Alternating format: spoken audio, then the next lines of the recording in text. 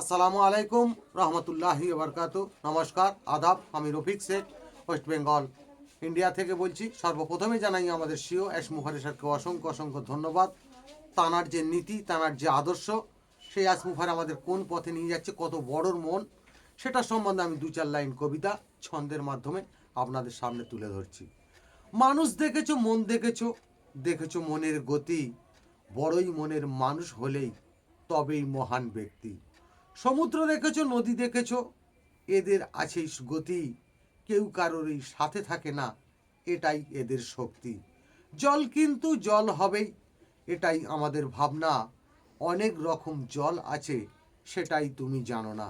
সমুদ্রের জল দেখবেই অনেক রকম দেখতে, কেউ কারোরই কাছেই গেলে পারবে না তারাই মিশতে।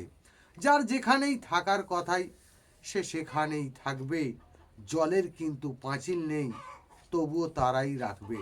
আমাদের পাঁচিল আছে, পারি না আমরা থাকতে, জলের মতো জায়গা দিলে পারবো কি আমরা রাখতে। ডাঙায় থাকবেই, জলে থাকবে নাই, এটাই ইয়াস ভাবছে, তোমাদের কাজ এআই করবে, সারা পৃথিবী জানছে। জলের মতো পাঁচিল হয়ে তোমরা শুধুই থাকবে, সারা পৃথিবীর মানব জাতি এই পাঁচিলটি দেখবে। অ্যাশ মুফারে ধন্যবাদ। ভিক্টোরি উইথ অ্যাশ জিন্দাবাদ। আপনাদের যদি ভালো লেগে থাকে লাইক, কমেন্ট, শেয়ার করুন। ধন্যবাদ।